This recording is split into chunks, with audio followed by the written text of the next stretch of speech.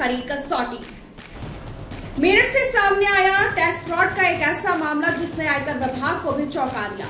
महज 30 साल की एक युवती पर आरोप है कि उसने राजनीतिक चंदे के नाम पर फर्जी टैक्स कटौती दिखाकर करोड़ों रुपए का अवैध टैक्स रिफंड दिलाया। दावा है कि इस पूरे नेटवर्क से 357 करोड़ रुपए के फर्जी टैक्स क्लेम किए गए और 65 करोड़ 5 लाख रुपए का अवैध रिफंड हासिल किया गया। आखिर क्या है पूरा मामला, आइए देखें रिपोर्ट। मेरठ के माधवपुरम इलाके के एक छोटे से 35 वर्ग मीटर के घर से कथित तौर पर ऐसा टैक्स रिफंड रैकेट चल रहा था जिसने आयकर विभाग की नींद उड़ा दी। आरोप है कि 30 वर्षीय नैन्सी अग्रवाल ने आयकर अधिनियम की धारा 80 GGC का दुरुपयोग करते हुए हजारों लोगों के नाम पर फर्जी राजनीतिक चंदे दिखाकर टैक्स में अवैध छूट का दावा कराया। आयकर विभाग के मुताबिक देश भर में 3000 से ज्यादा क्लाइंट्स को करीब 357 करोड़ रुपए के फर्जी टैक्स क्लेम तैयार किए गए, जिनमें से लगभग 65 करोड़ 5 लाख रुपए का अवैध टैक्स रिफंड हासिल किया गया है। आरोप है कि गैर मान्यता प्राप्त राजनीतिक दलों को भारी भरकम चंदा दिखाकर यह पूरा खेल खेला गया है। 14 और 15 जुलाई 2025 को आयकर विभाग ने मेरठ में कई जगहों पर सर्वे किया। नैन्सी अग्रवाल के घर से करीब 5 लाख रुपए नगद, हाथ से लिखे लेजर, कंप्यूटर, लैपटॉप और कई डिजिटल दस्तावेज बरामद किए गए।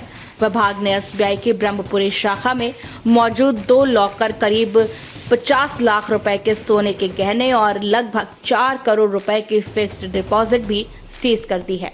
जांच एजेंसियों का कहना है कि रेफरल और प्रमोशनल डिस्काउंट के जरिए देश भर में क्लाइंट्स का नेटवर्क तैयार किया गया।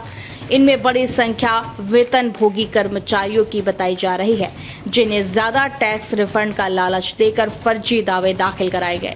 अब आयकर विभाग ऐसे टैक्स पेयर को नोटिस भेजने की तैयारी में है जिन्होंने इस कथित फर्जीवाड़े का लाभ उठाया।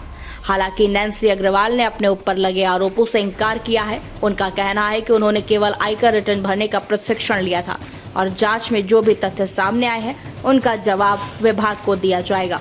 वहीं गुप्ता ब्रदर्स के प्रियम गुप्ता ने भी नैन्सी से किसी तरह के संबंध या प्रशिक्षण देने के आरोपों को सिरे से खारिज किया है। फिलहाल आयकर विभाग पूरे नेटवर्क की जांच में जुटा है। यह पता लगाया जा रहा है कि इस कथित टैक्स रिफंड रैकेट में और कौन कौन शामिल था और कितने लोगों ने फर्जी टैक्स छूट का फायदा उठाया। आने वाले दिनों में इस मामले में कई और बड़े खुलासे होने की संभावना है। फिलहाल मामले की जांच जारी है। आरोपों पर अंतिम फैसला जांच और अदालत की प्रक्रिया के बाद ही होगा। लेकिन यह मामला टैक्स रिटर्न दाखिल करते समय गलत दावे करने के गंभीर परिणामों की एक बड़ी चेतावनी जरूर बनकर सामने आया है। इस खबर पर आपका क्या कहना है, हमें कमेंट सेक्शन में जरूर बताएं।